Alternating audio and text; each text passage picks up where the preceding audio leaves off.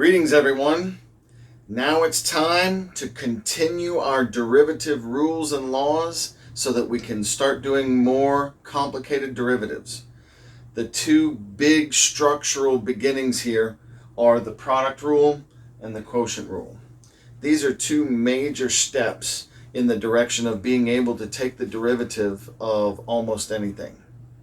Mainly because a lot of the functions that we have, if they're not combined by adding two different functions, they're combined by multiplying and dividing them. Okay? Other than these two, there's only one other thing, and that's composition, that we'll talk about in a couple of lectures.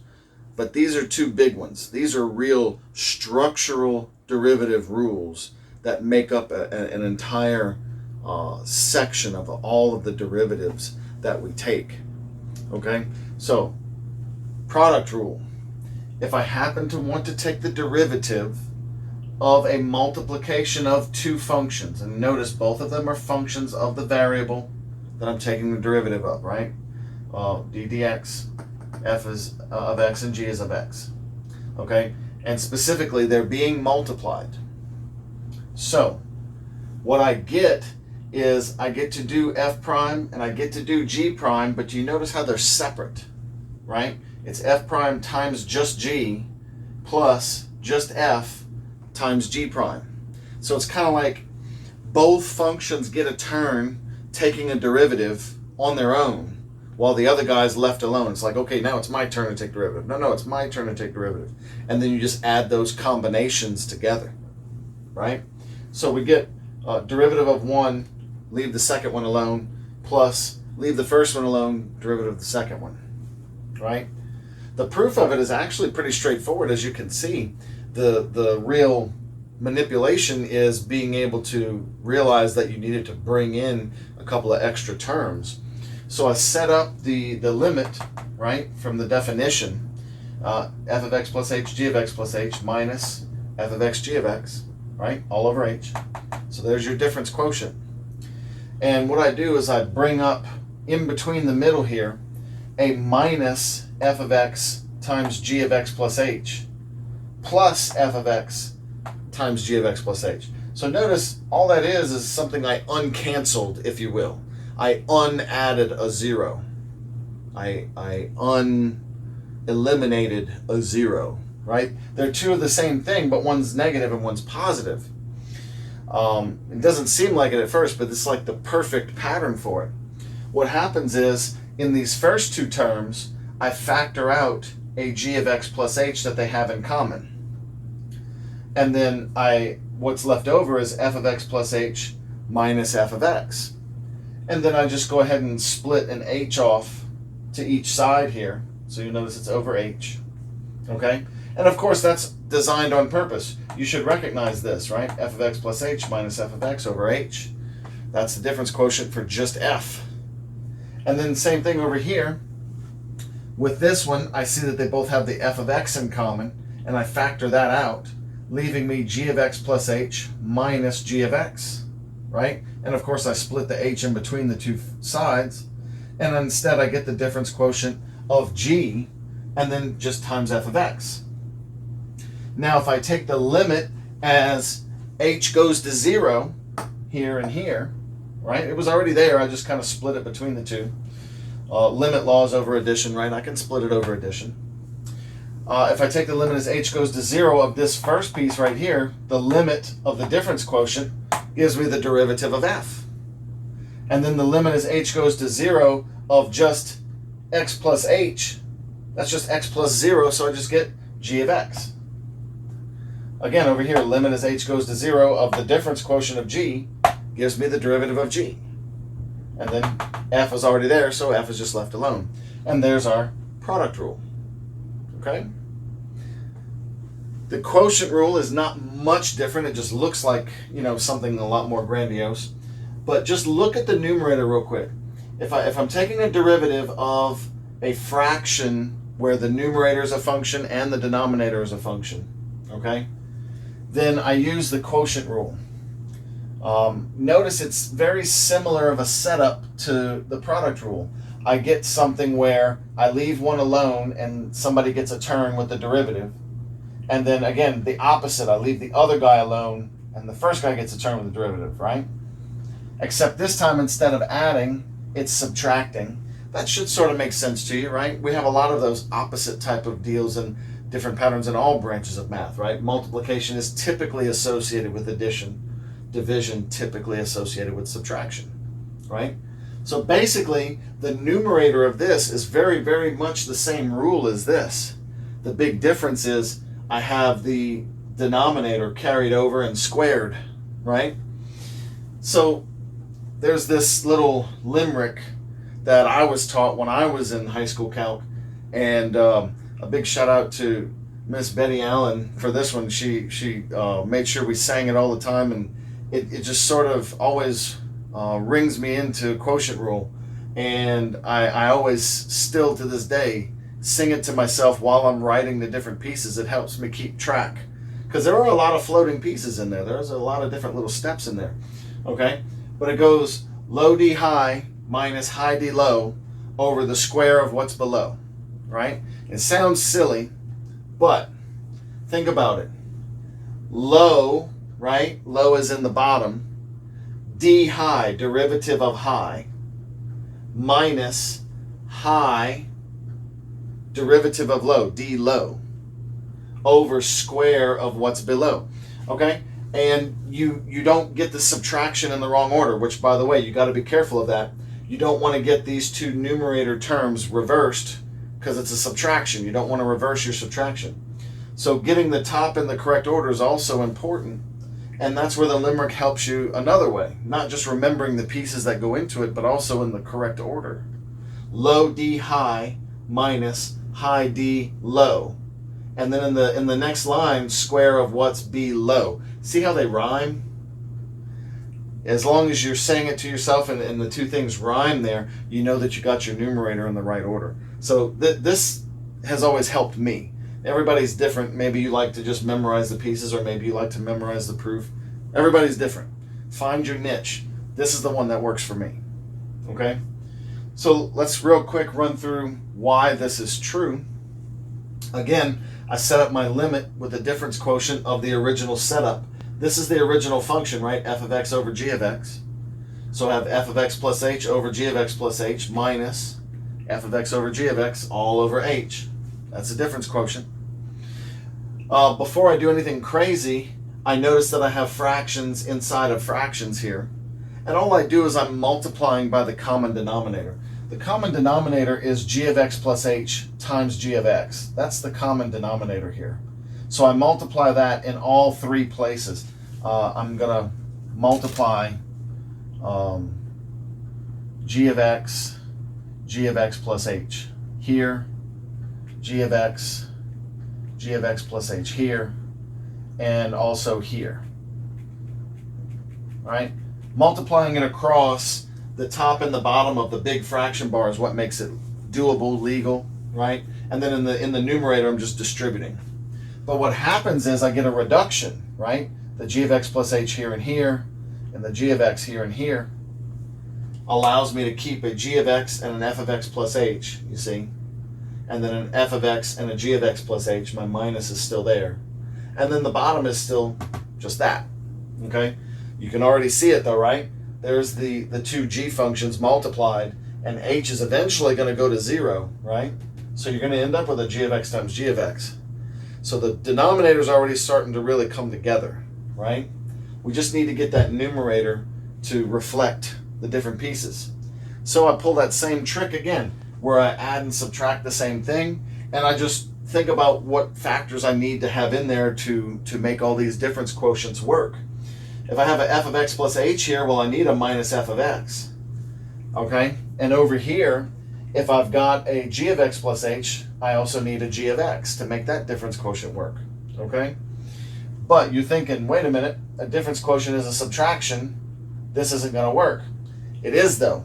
Because of this subtraction right here, I need to make this whole thing the opposite, okay? So once I add these two terms in, from here, let's start again. I'm going to factor out the g of x that they have in common, you see. And then f of x plus h minus f of x over h comes in. And I've got that difference quotient ready to go. In this one, I actually factor out a negative f of x. You see, I factor out a negative f of x. So they have the f of x in common, but when I factor out that negative, this addition becomes a subtraction. And I have g of x plus h minus g of x. And then, of course, the over h has to do his part where he's been distributed. And I get that difference quotient that I wanted. Let your limit go to 0. You've got your derivative of f and your derivative of g. And in the bottom, g times g now. Okay? So there's your difference quotient. I'm sorry, not difference, quotient rule. Ooh. There's your quotient rule. Okay? So, product rule, quotient rule. Those are the things you need to know, right? Got to have those rules down pat. Let's go look at a couple of examples now. So here are some examples of product and quotient rule and a product in a quotient rule. Okay, so you probably recognize this one. We talked about this one in the last lecture. Technically, it's a product rule, right? Now, we had another method last time, which was just to multiply it out and do the simple bits and parts, right? It's good practice for you to also notice that this can be done with the product rule, because you're going to be doing the product rule later on with things that can't be multiplied out and made easier. So we need to go ahead and just try it and make sure we can do it this way too. Okay, so the thing to notice is that it's a multiplication and that each piece is a function. So I've got a prime. In other words, I'm taking my derivative now. So this is my quote-unquote f, right? And this is my quote-unquote g. I'll be doing f prime, leave g alone, and then f left alone, g prime, right? So I have, if it helps you, you can write it over on the side. Here, f is the x plus 4, and g is the 2x squared plus minus 1, right? F prime is going to be 1, because the derivative of x plus 4, right? Derivative of x is 1, derivative of 4 is 0. And then what's g prime here? I've got 2 brought down, 2 times 2 is 4x, and then the derivative of 1 is 0. So I've just got 4x there, right? Those are the 4 pieces that I'll need. So I'm going to do f prime times g. So that's 1 times 2x squared minus 1 plus f, x plus 4, times g prime. So times 4x. All right? So then now I've got 2x squared minus 1 plus 4x squared plus 16x. Right? Okay, so altogether now I've got 6x squared plus 16x minus 1. Okay?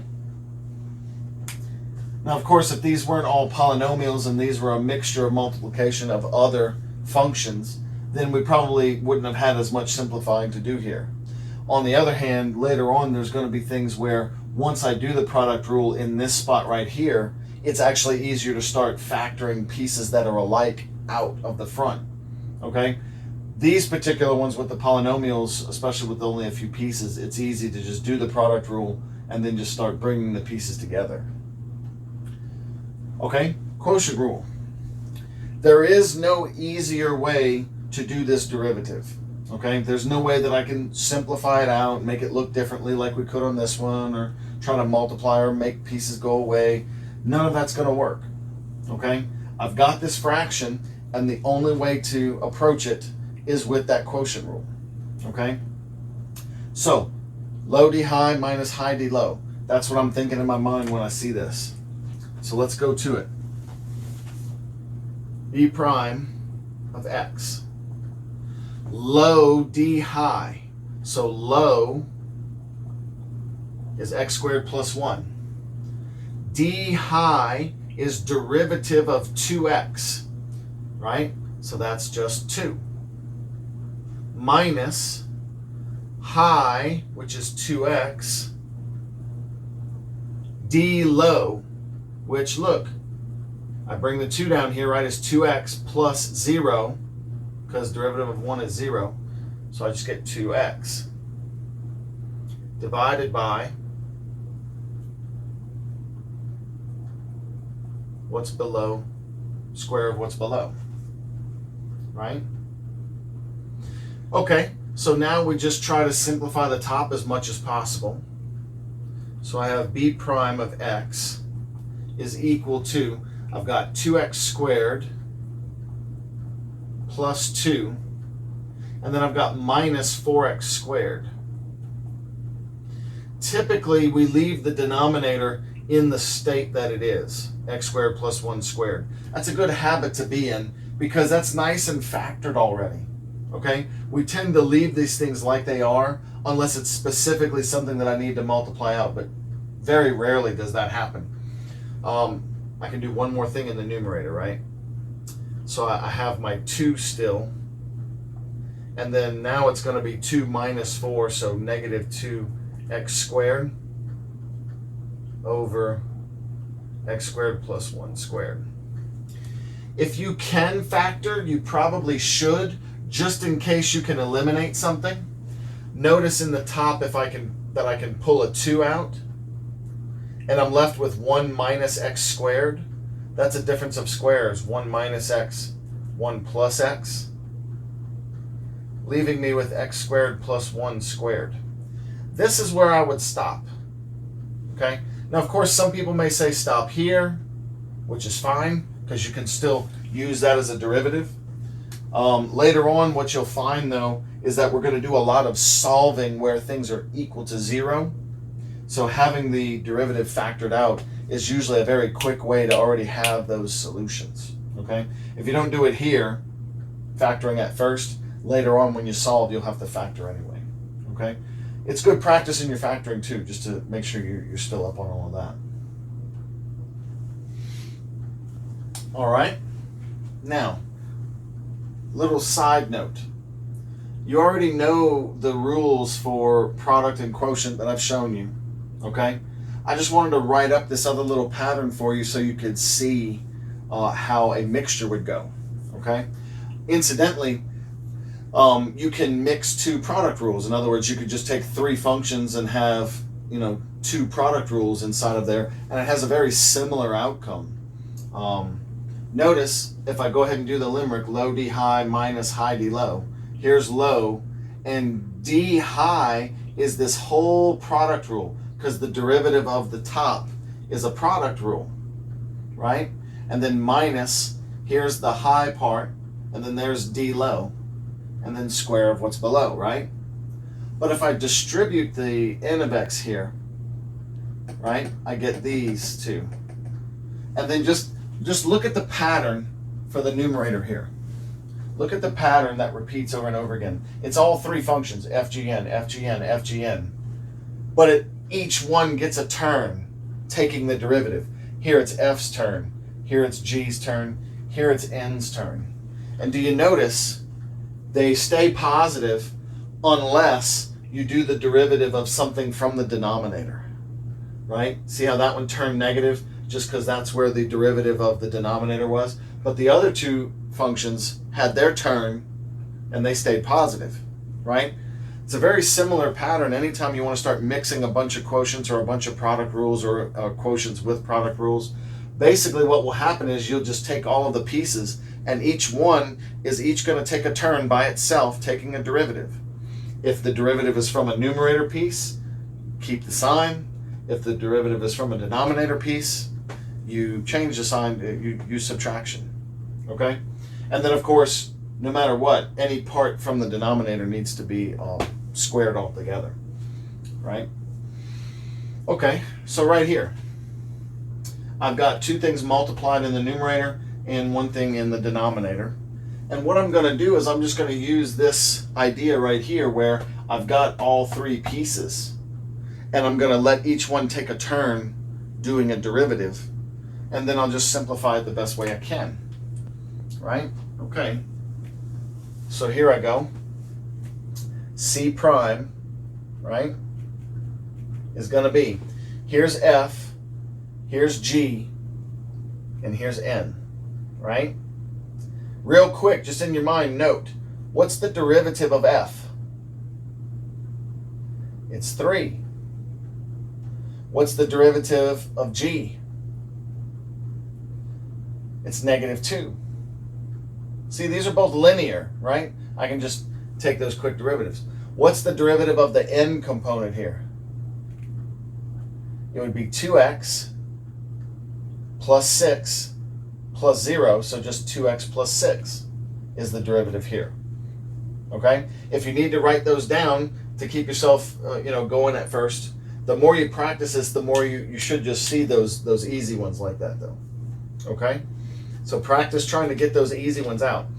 F gets his turn first, so that's just 3, and then I leave the other two alone.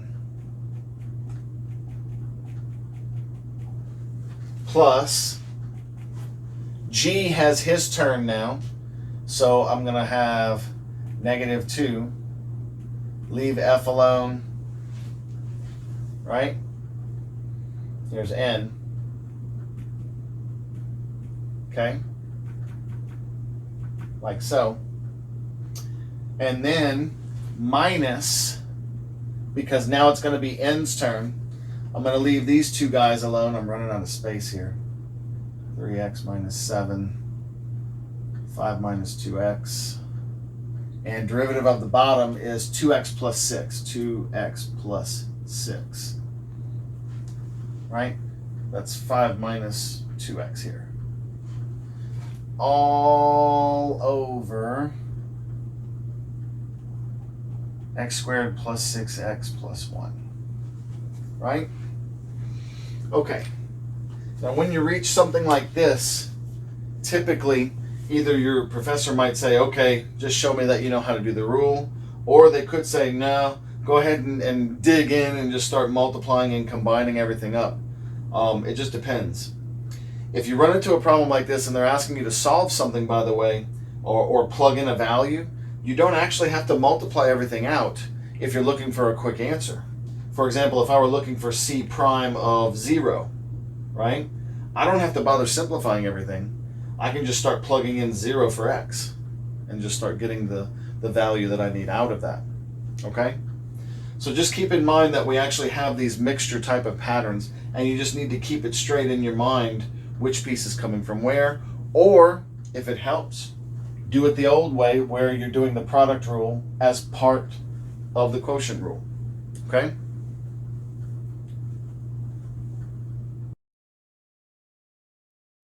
The next bonus of having the product and quotient rules at our disposal, having that expanded structural universe, is now I can take the next stage on our power rule that we discussed last lecture.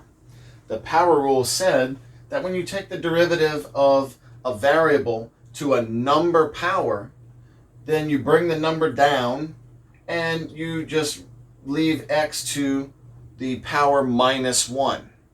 Okay? So I told you that works for any number n, as long as the variable is in the base and you have just a number power in the exponent. But I can only prove it to you one stage at a time for different groups of numbers. So here's stage 2. Stage 2 is when n is on the negative side of the integers. So we have the positive integers, and we've been using that one a bunch, right? I even used it just a minute ago in those two derivatives that we were doing, and in the big one too. Okay? So now we're going to do the negative integers. In other words, if I have x raised to a negative number power, well, think about when does that happen? When do I have x raised to a negative number?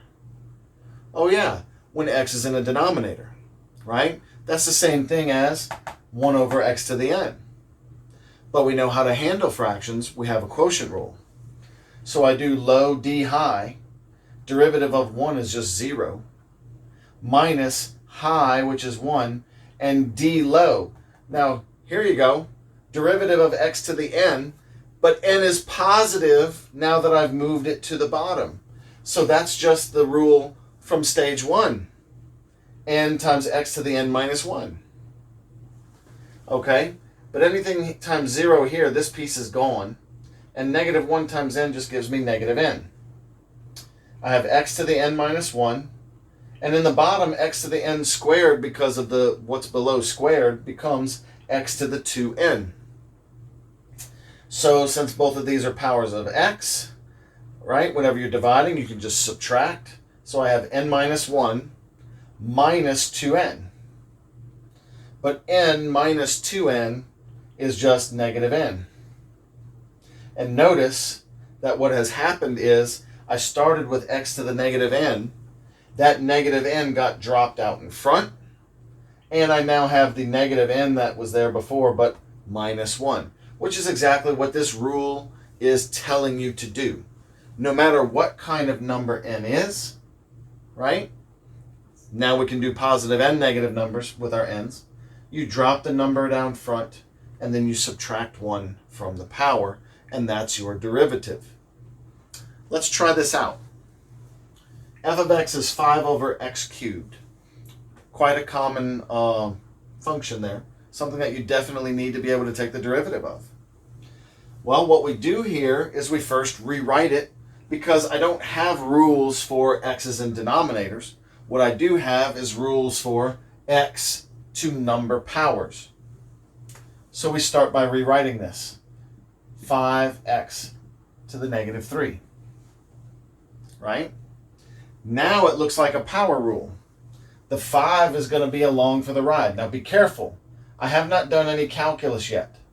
That's why I could put equals here, because this function equals this function. I am now going to perform calculus, which means I'm doing some sort of derivative action or antiderivative action. We'll talk about that later.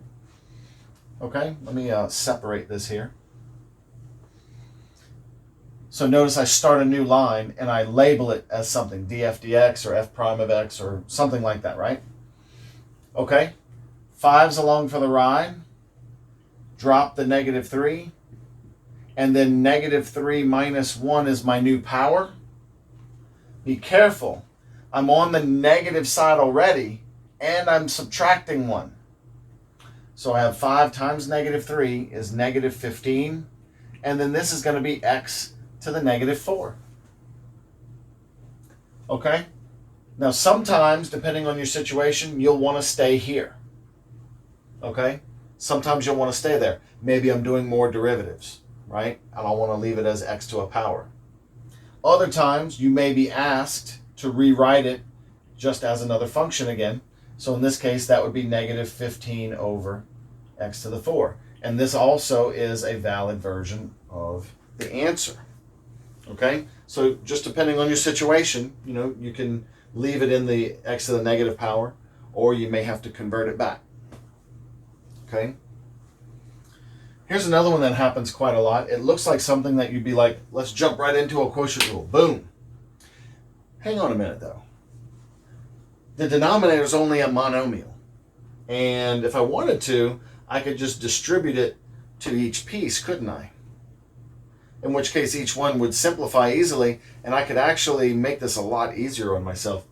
Let's do that. Start by distributing.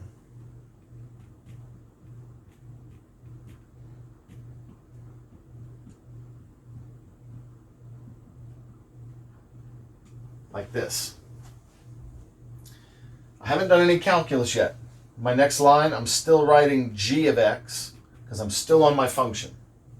I can simplify this one by subtracting powers though. That's just 7x to the third power. Next, I've got minus 8x. And then after that, I've got plus, and I'm going to go ahead and write this as 9x to the negative 2. If we were in algebra, I probably would have left it as 9 over x squared. But I know, and wait a minute, we're about to do some calculus. I need to take a derivative. I need that as x to a number, not something over x. So I went ahead and rewrote that one as well. Right?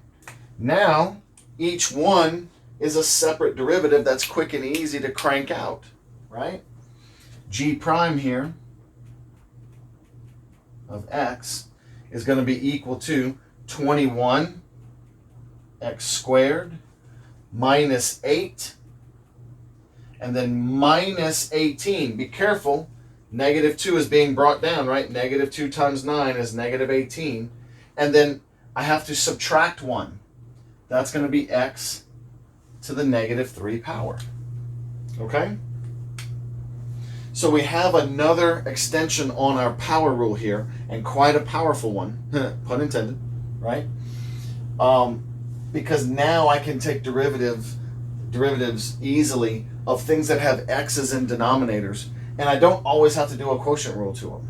If it's little monomial pieces like this, it's easy just to move them up as a negative power and quickly do those power rule derivatives. Let's squeeze in one more example here, and let me show you something that we haven't talked about yet too. Okay? Find the equations for, and we've done this before, tangent line to a curve at a point, right? That's your derivative. And the normal line to a function at that same point. Now, we haven't talked about normal lines yet. Maybe you've heard of these, maybe you haven't. Let's go back through our definitions real quick. A tangent line, right, is something that locally intersects by scraping the function basically with just that one point. It's the only point that it actually intersects it, right? And by basically bouncing off of it. Well, locally, the normal line is going to be a line that's perpendicular to the tangent line, okay? Because it's really difficult to talk about being perpendicular to a function, but sometimes that's exactly what we need. Normal lines give us normal vectors eventually, which are used quite a lot in physics for many small to big applications. We need normal directions is what we call that. Sounds weird when you say normal because it's like ordinary or whatever, but that's not what it is. Okay? In this case, the word normal means perpendicular. And what's happening is if we know one line, I also can find a line that's perpendicular to it, right? Just by doing the opposite reciprocal slope. So if I can calculate the tangent line and its slope, then I can also calculate the normal line slope. Normal line is also locally only going to hit the function in that one point, but it's going to go straight through it, right? It's going to straight through it right here, and it's going to be perpendicular to the tangent line, okay? So start by finding the tangent line stuff, the same way we've been doing it, right? And then we'll flip over and also do the normal line. So let's start with tangent line. Right? Let's do that one first. I still need to have my point slope, right? I've got my x value, but I need the y value that goes with it, and I need a slope, right? And remember, in this case, the slope is going to be the derivative of my function at the value in question. So I'm looking for the derivative, and then I'll be plugging in 1. Okay? My y1 value, that's what we're going to find out right now, right? My y1, this is, I'll go ahead and call it x1 if you want, it'll be for this one. Okay? Is going to be r of 1. I'm just going to plug the 1 into the function. So that's 3 times 1 squared, which is 3, minus 1 is 2, over 1 minus 2 is negative 1. So I'm getting negative 2 for my y value. Okay? That's important to know. I can set up 2/3 of this line now, but I really need that slope, which means I need to look into taking the derivative, right? Okay. Well, that's going to be a quotient rule, right? Let's go over here and do that. R prime of x. Low d high. So low is x minus 2. D high, I need to do the derivative of 3x squared minus 1, right? So that's going to be 6x to the 1 minus 0. Or in other words, 6x. Minus high d low. So I copy the high part. And d low is what? Look at it, it's linear, right? It's 1. And then square of what's below. So like this. Okay. Now, as I showed you in an earlier example, if all you're looking for is one value, you can actually cut some of your workload short. I could sit here and multiply this out and look for things that are common and stuff like that. But if you're looking for like just going straight for the goal line, eyes on the prize, just boom, and it's not too bad to plug in the number, like 1 is not a terribly difficult number to plug in. It tends to make things, flow pretty easily. I'm just going to plug it in right now. Let's try that. Right? R prime of 1. 1 minus 2, right, is negative 1. 6 times 1 is 6. Minus 3 times 1 is 3. Minus 1 is 2. Times 1. I'll go ahead and leave it. And then 1 minus 2 is negative 1, but it's squared now. Okay? Looks like we're going to get away with this one pretty easily, right? That's negative 6 minus 2 over 1. I'm just getting negative 8 for my derivative there. Or at that value anyway. Not for the whole derivative, but, right? The denominator didn't even do anything this time. It's just positive 1. Negative 6 minus 2. Okay, so I've got my slope, right? It's negative 8. So let's set up my line here. I've got y minus negative 2, so plus 2, and negative 8 is my slope. Then I've got x minus 1. So I've got y plus 2 is equal to negative 8x plus 8, which means that my tangent line is y is equal to negative 8x plus 6. Okay? So I've got my tangent line. Now let's do the normal line.